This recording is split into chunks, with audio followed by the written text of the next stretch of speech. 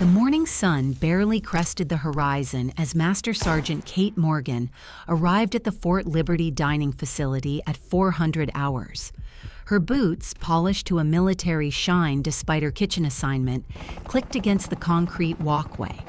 At 31, Kate's face carried the quiet confidence of someone who had seen combat up close. The slight crease between her eyebrows a permanent reminder of difficult decisions made in distant deserts. Fort Liberty, formerly Fort Bragg, stood as America's largest special operations base, home to Delta Force, Special Forces, and other elite units that operated in shadows so deep, most Americans never knew they existed.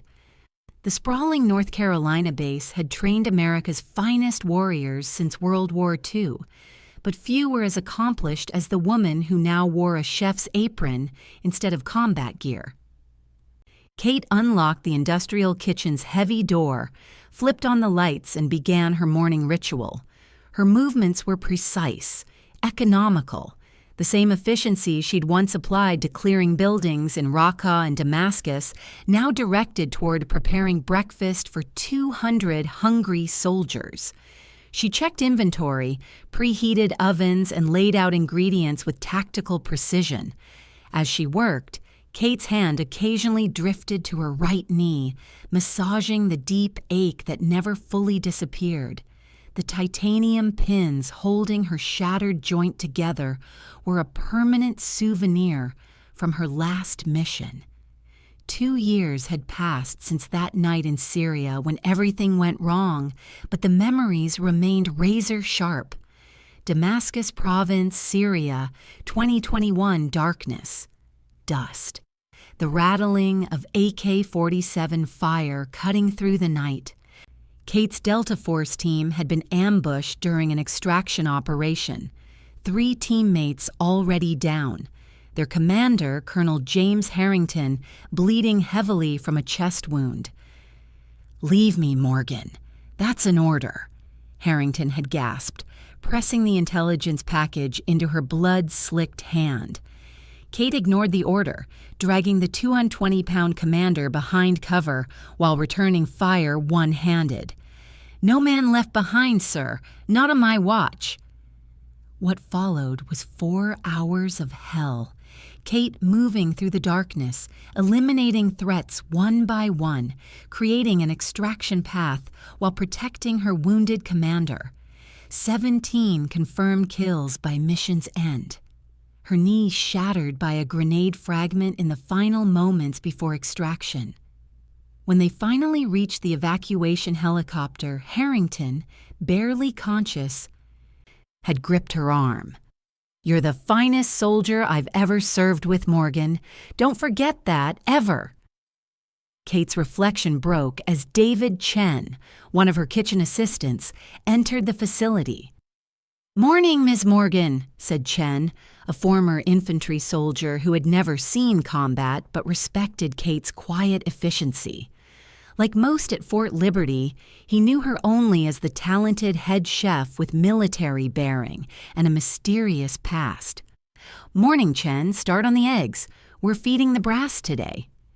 Kate checked her watch, 0430. The dining facility would open at 6:30, but today wasn't ordinary. A classified meeting of Pentagon officials and CIA leadership would commence at 0900 in the base's secure conference center. As Kate worked, she spotted a familiar figure through the kitchen window, Colonel James Harrington, now 60 years old and the base commander, walking the perimeter with his trademark pre-dawn inspection. His hair had gone completely silver since Syria, but his ramrod posture remained unchanged. The man was a living legend, a Cold War warrior who had operated behind the Iron Curtain before most current soldiers were born. Kate had requested the kitchen assignment specifically to serve under Harrington after her medical discharge from Delta Force. When others questioned why an elite operator would choose to become a cook, Harrington approved the transfer without explanation. He understood what others didn't. Kate needed to remain useful, to serve in any capacity possible. The kitchen provided cover, anonymity, and a vantage point from which to observe the entire base population. At 0600, as Kate supervised the final breakfast preparations, the dining facility door swung open. Lieutenant Colonel Victor Reynolds entered, his eyes scanning the kitchen with barely concealed contempt. At 55, Reynolds was Fort Liberty's deputy commander, a former Green Beret with an impressive service record and an old-school attitude about women in combat roles. "Morgan," he nodded curtly, "Colonel Harrington wants confirmation you're prepared for today's distinguished visitors." "Yes, sir. Everything's on schedule." Kate maintained her professional demeanor despite the tension between them. Reynolds had opposed her transfer to Fort Liberty, questioning why a cook with a busted knee deserved special consideration. Reynolds leaned closer, lowering his voice. "This meeting is highest level classified. I don't want any of your kitchen staff wandering anywhere near the conference center today." "Clear?" "Crystal clear, sir." Kate met his gaze without flinching. After Reynolds departed, Kate continued her preparations with heightened awareness. Something in his demeanor felt off, more aggressive than usual. She filed the observation away mentally. At 6:45, as the first soldiers began filtering into the dining facility, Kate's secure phone vibrated with a text from Harrington. "My office, 7:30. No explanation needed. Breakfast service proceeded efficiently. Kate moved through the serving area, ensuring quality while observing the base personnel. Her eyes noted unfamiliar faces among the security details. Contractors, presumably brought in for the high-level meeting. One man in particular caught her attention, broad-shouldered with a distinctive scar along his jawline. Something about his movements triggered a recognition response in Kate's combat-trained mind. At 7:30 precisely, Kate knocked on Harrington's office door. "Enter," came the gruff reply. Colonel Harrington stood looking out his office window, hands clasped behind his back. The wall behind his desk displayed photographs spanning decades of service. Cold War operations, Desert Storm, Afghanistan, Iraq, Syria. Kate had appeared in none of these photos, as Delta Force operations remained classified even decades later. "Close the door, Morgan."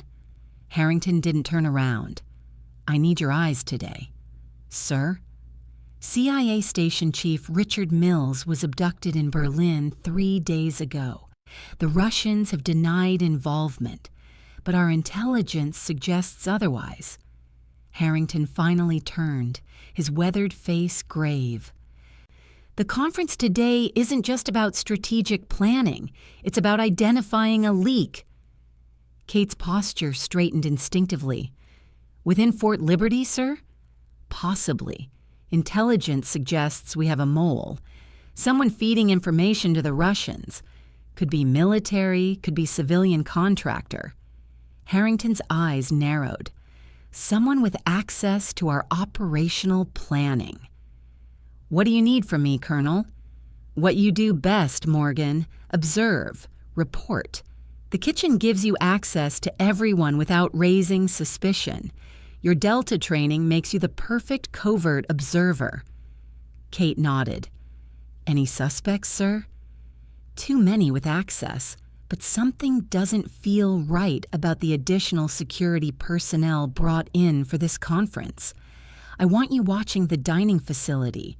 Note anyone who doesn't fit. Anyone showing unusual interest in the conference center?" "Yes, sir."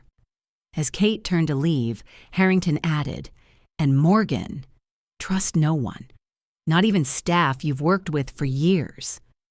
Kate returned to the dining facility and resumed her duties with heightened vigilance. As the morning progressed, she noted several security anomalies: guards positioned in non-standard locations, communication checks occurring off schedule, and that same scarred contractor appearing repeatedly in areas beyond his apparent assignment. During lunch preparation, Kate took a calculated risk and made a detour through the administrative wing, passing the conference room where the meeting would be held. Using her kitchen access card, she entered on the pretense of checking the adjacent break room supplies. Something compelled her to inspect the room more thoroughly. In the empty conference room, Kate's trained eye spotted a barely visible irregularity on the underside of the central table. A listening device sophisticated enough to bypass standard security sweeps. She photographed it with her secure phone and sent the image to Harrington with the message, "Found this. Conference room compromised." Within minutes, Harrington replied, "Leave it. Tell no one. Continue observation." Kate returned to the kitchen, confusion mingling with growing concern. Why leave an active listening device in place? Unless Harrington was setting a trap, feeding false information to flush out the mole. That afternoon, as Kate supervised dinner preparations, she noticed the scarred contractor entering the kitchen storage area, a location outside his security jurisdiction. "Can I help you?" She approached him professionally. "Just checking security protocols, ma'am." His accent was American, but something in his intonation triggered Kate's suspicions. As he turned to leave, recognition crashed through her consciousness. She'd seen those eyes before, through rifle sights in Syria. This was Yuri Petrov, a Russian operative she'd encountered during her final mission. Kate maintained her composure until he left, then immediately texted Harrington. "Yuri Petrov, Russian operative, disguised as security, confirmed visual ID." Harrington's reply was immediate. "Maintain cover, do nothing. We'll handle." Hours later, as Kate closed the kitchen for the night, she noticed Reynolds having an intense conversation with one of the new security personnel near the motor pool. Their body language suggested more than a professional relationship. When Reynolds handed the man a small object, possibly a flash drive, Kate's suspicions crystallized. She photographed the exchange discreetly and sent it to Harrington. Kate returned to her on-base quarters that night with a growing sense of dread. Something major was happening, something beyond a simple intelligence leak. As she checked her service weapon, kept legally in her quarters despite her non-combat role, Kate knew tomorrow would bring danger. She didn't know how right she was.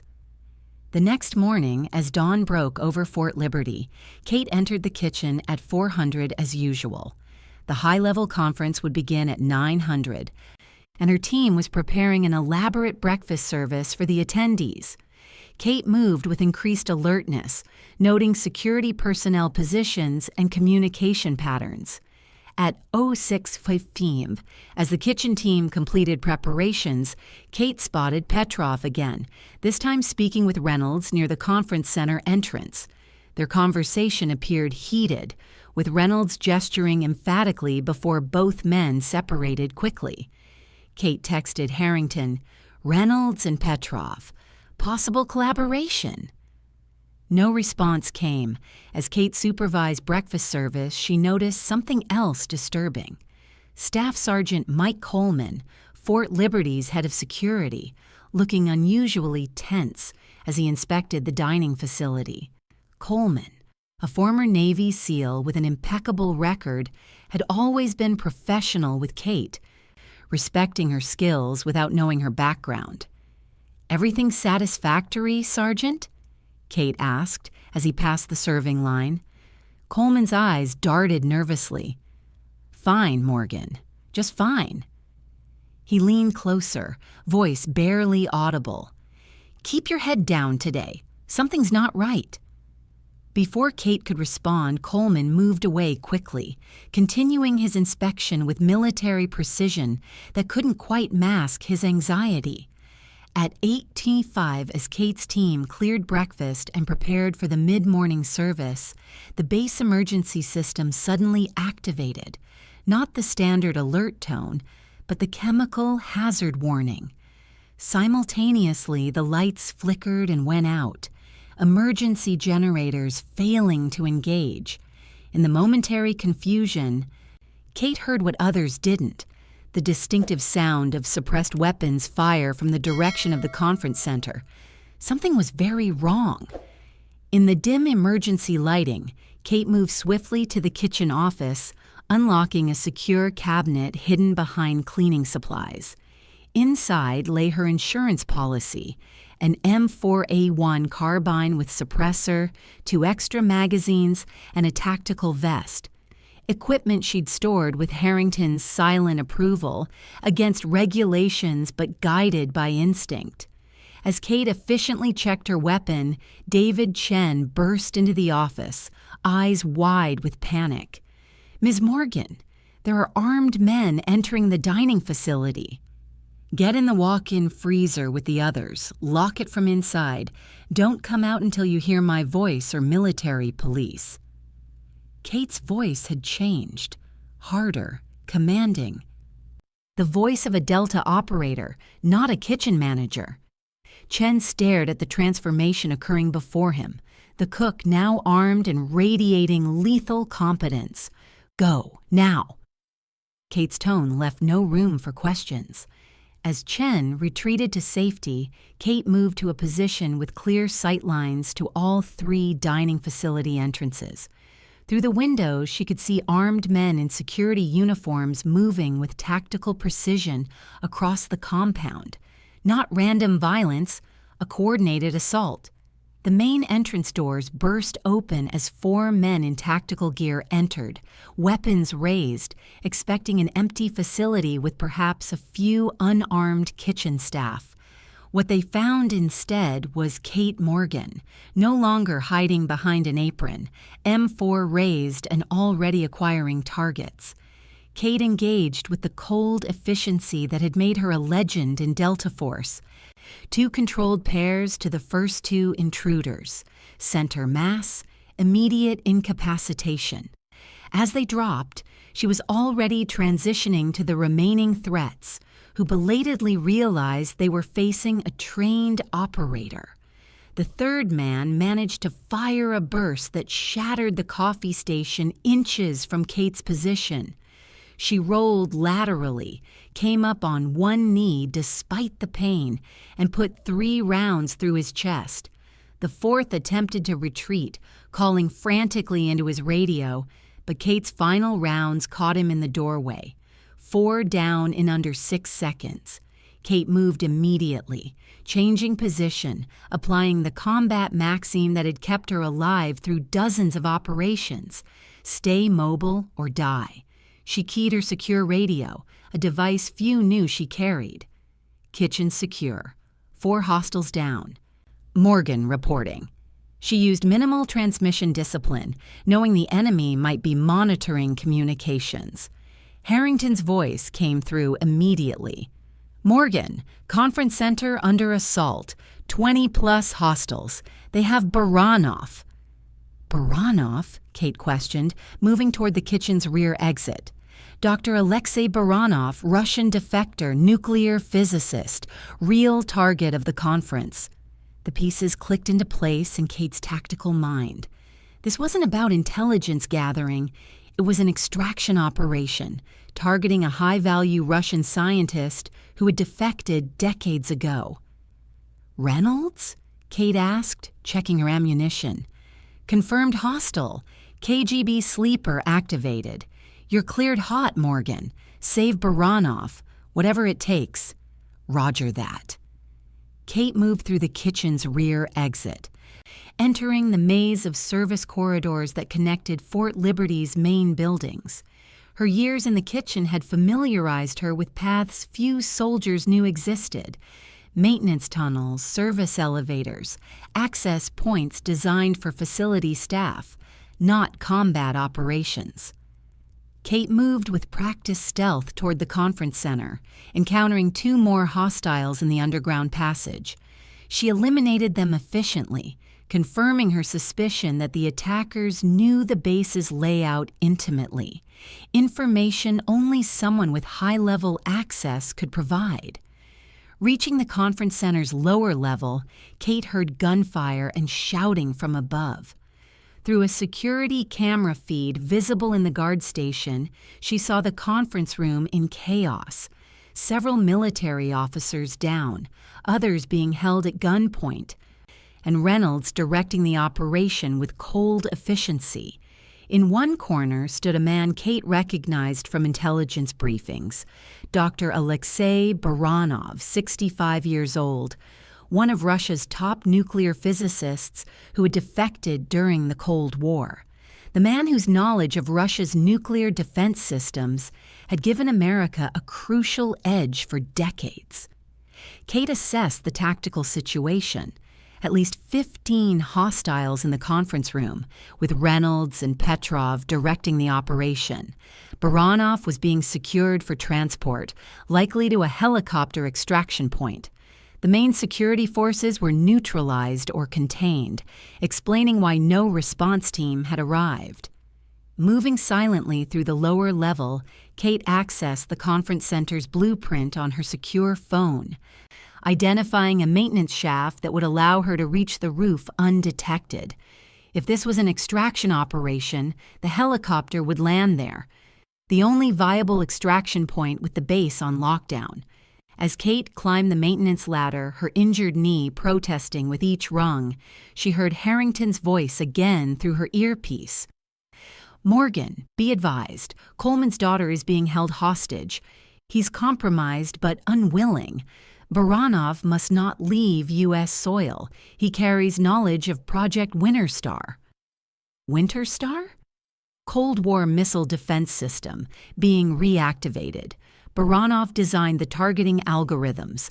Russians want him back at any cost. Kate continued her ascent.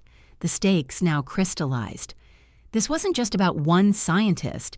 It was about America's strategic defense capabilities, technology that had remained dormant since the Soviet Union's collapse. Reaching the roof access hatch, Kate heard the unmistakable whine of helicopter rotors approaching. Time was running out. The rooftop helipad lay exposed under the morning sun, the winds whipping across its surface as Kate positioned herself behind an air conditioning unit. Through her scope, she could see the stairwell door, still closed, and the approaching helicopter, a civilian model with no markings, exactly what she would have chosen for an extraction. The stairwell door burst open. Reynolds emerged first, pistol in hand, followed by 4 operators escorting Baranov. The scientist looked terrified, a thin trickle of blood running from his temple. Petrov brought up the rear, scanning constantly for threats, his experience evident in every movement. Kate assessed her options rapidly. 15 rounds remaining in her current magazine, 1 spare. At least 6 targets with the helicopter likely containing additional security. Baranov had to be protected at all costs. No shots that might endanger him. The helicopter descended toward the helipad, its downdraft creating a tactical advantage, reducing visibility and masking sounds. Kate waited, controlling her breathing as she'd been taught in sniper school, looking for the perfect moment to engage. Reynolds moved Baranov toward the helicopter as its skids touched down on the helipad. Kate's window of opportunity was closing. She took aim at the furthest escort, squeezing the trigger twice in rapid succession. The man dropped silently as the helicopter's noise masked her suppressed shots. Confusion erupted as the team realized they were under fire.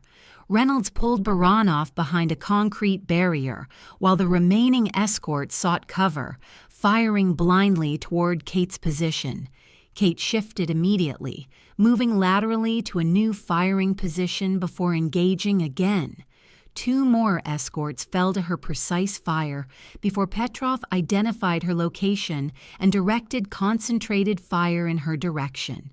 Bullets impacted the air conditioning unit as Kate rolled to another position, her injured knee screaming in protest.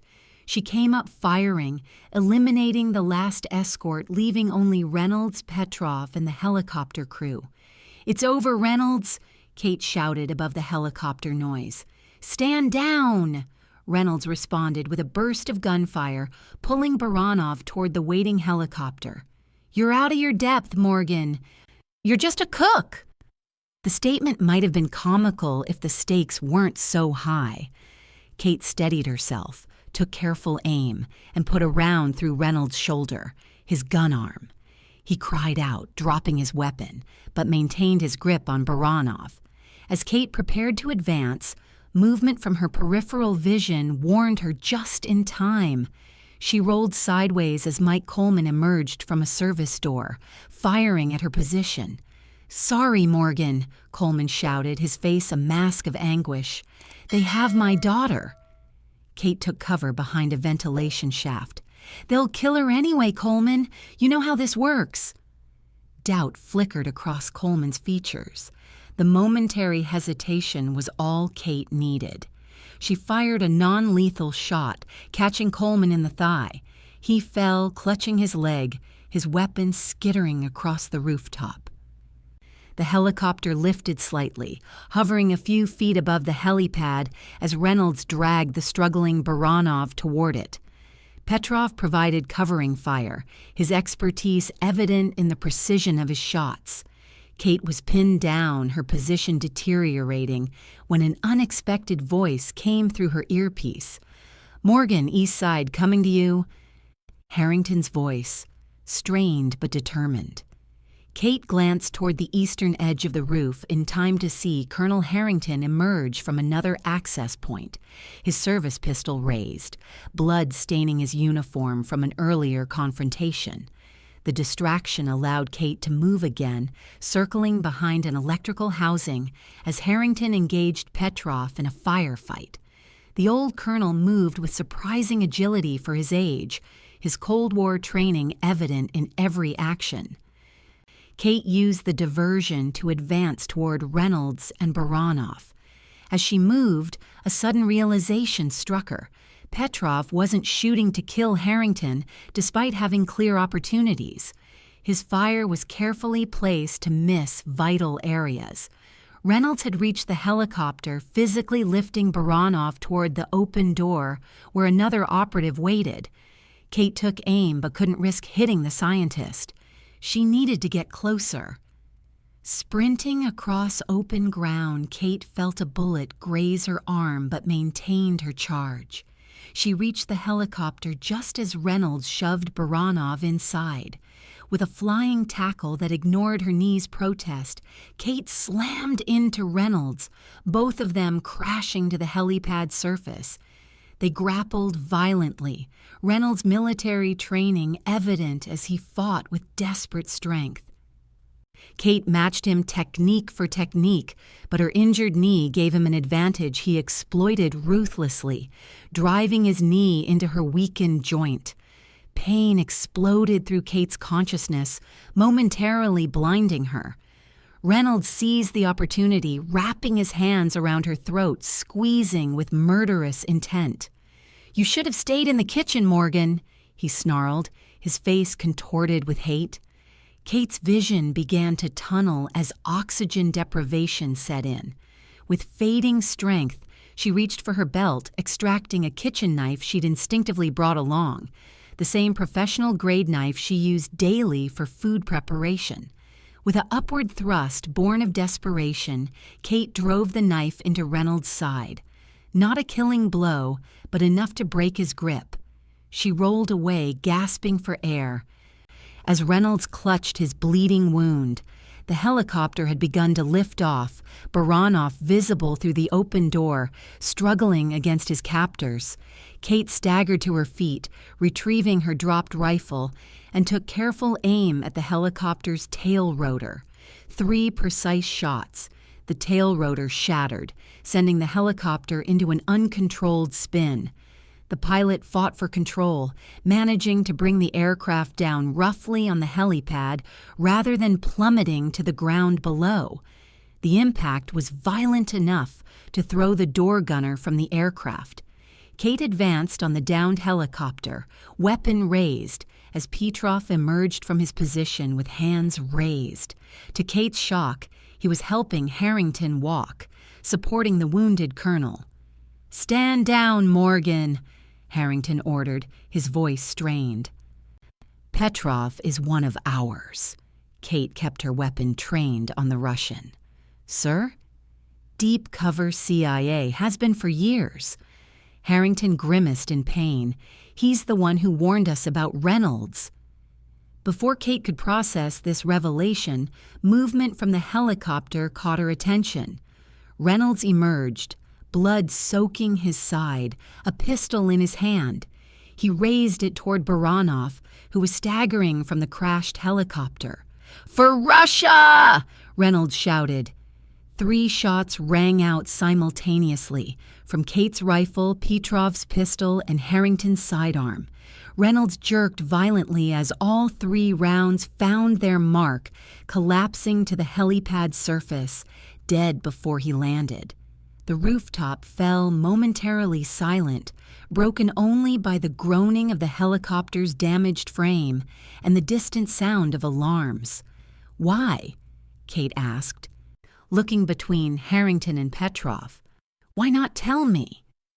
Harrington sank to a seated position, pressing a hand against his bleeding wound. "Needed to see who Reynolds would activate. Couldn't risk tipping our hand." Petrov nodded.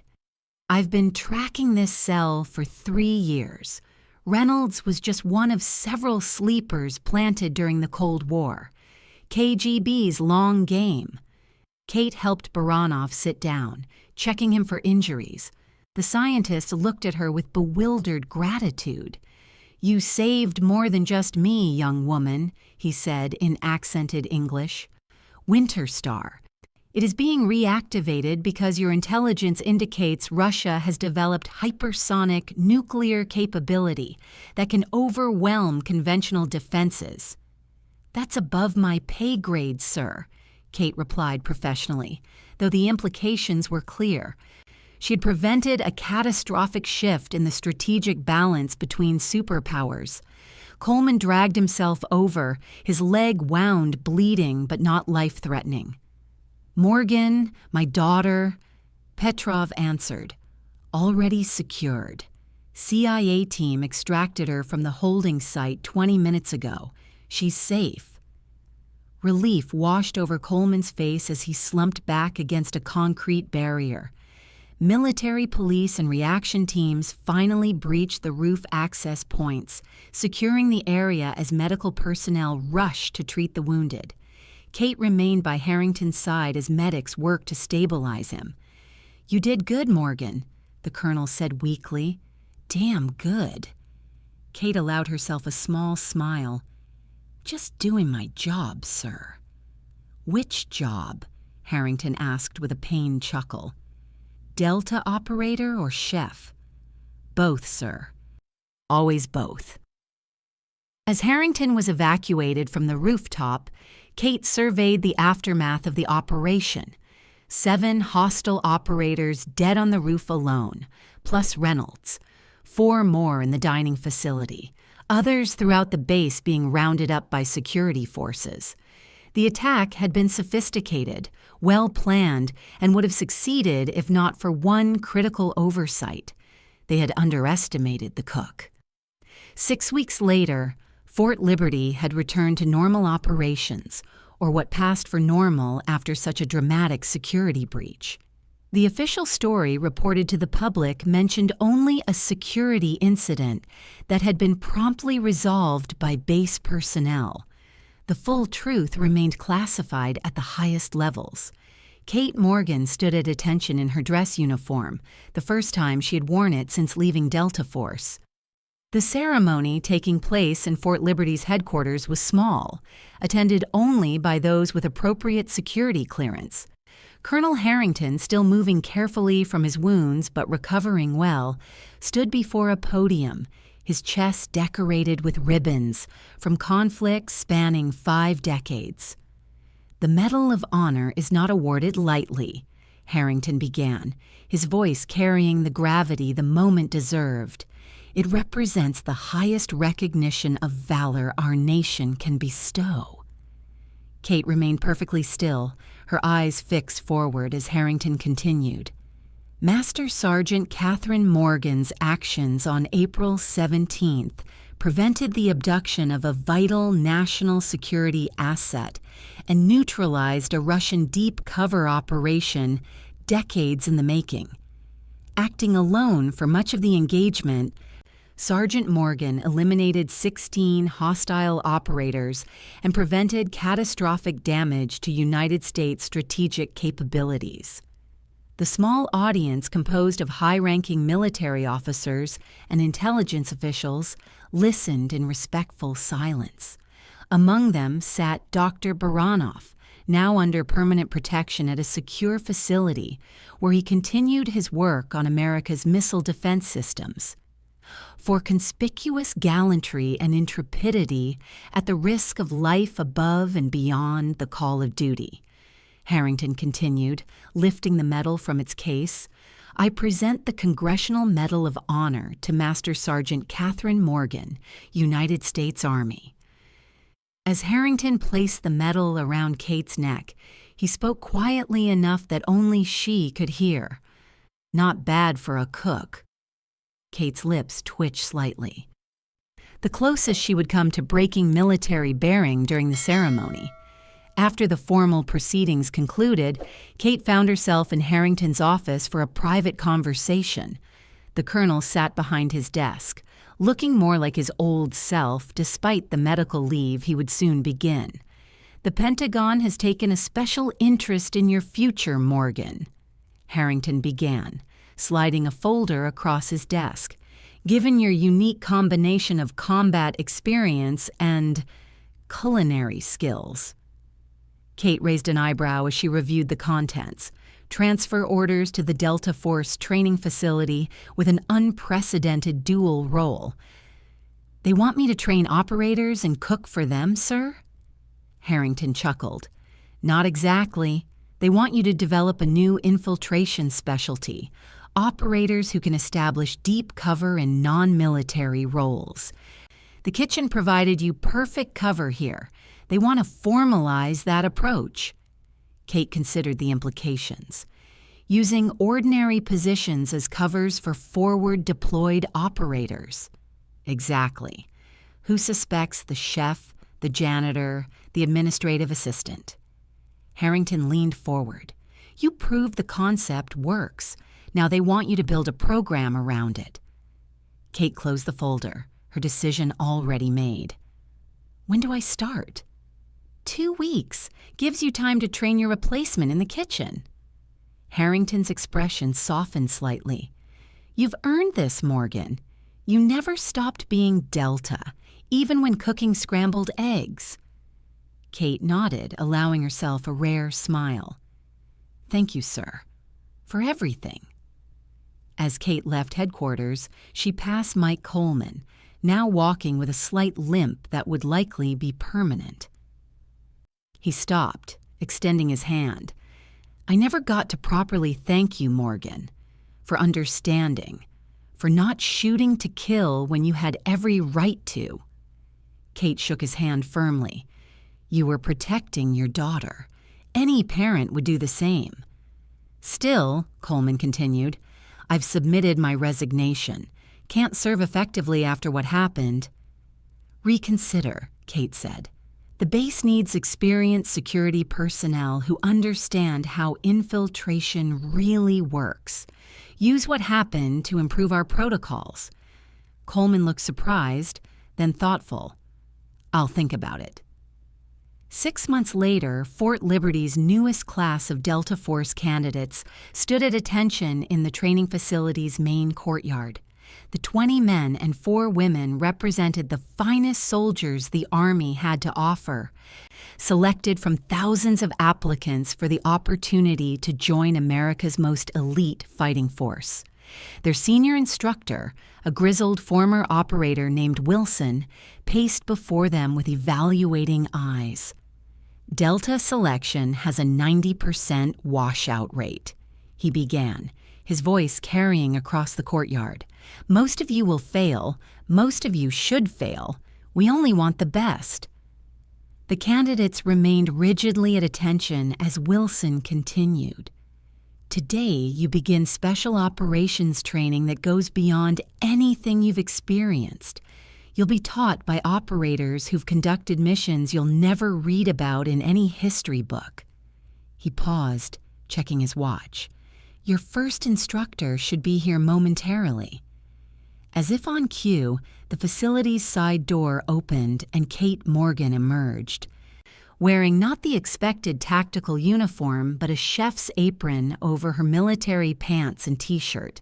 She carried a tray of freshly baked muffins, which she set on a nearby table.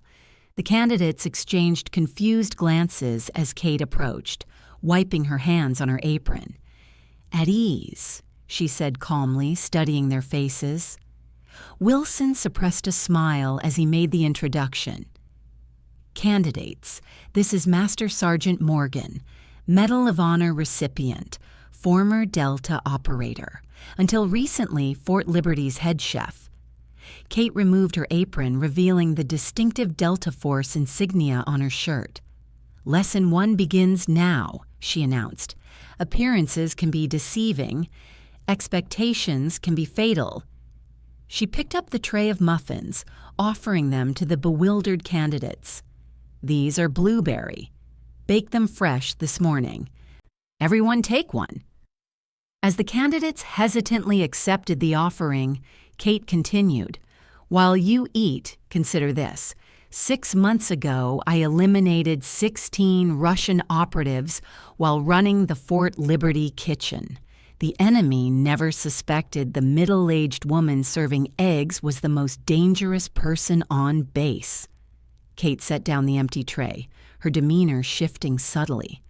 The candidates watched as her posture straightened, her eyes hardened, and the casual kitchen manager transformed before them into something else entirely: a predator, a warrior, a Delta operator. In Delta, we value adaptability above all else, the ability to blend in, to be overlooked, to appear harmless until the moment you strike.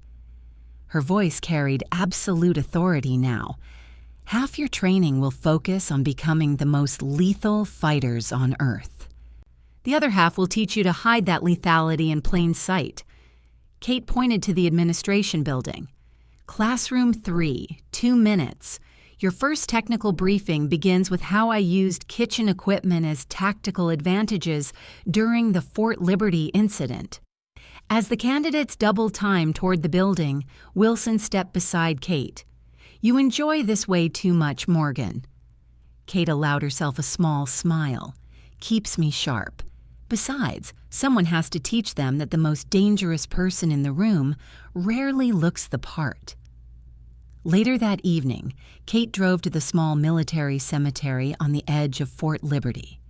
Though Harrington had survived the attack, his health had deteriorated in the months following, his body finally surrendering to wounds accumulated across 50 years of service.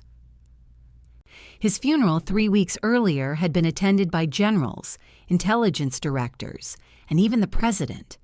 Kate placed a small bottle of fine scotch on Harrington's headstone, a private tradition between them after difficult missions. She stood at attention, rendering a perfect salute to her mentor and friend. "The program's working, sir," she said quietly. "Just like you envisioned it. The new generation is learning that warriors come in all forms." The setting sun cast long shadows across the cemetery as Kate remembered Harrington's final words to her from his hospital bed. "Never let them put you in a box, Morgan. You're not just a soldier, not just a cook. You're whatever the mission needs you to be." As Kate turned to leave, she noticed a young female candidate watching respectfully from a distance. Private Jessica Torres, the most promising of the new recruits, though she didn't know it yet.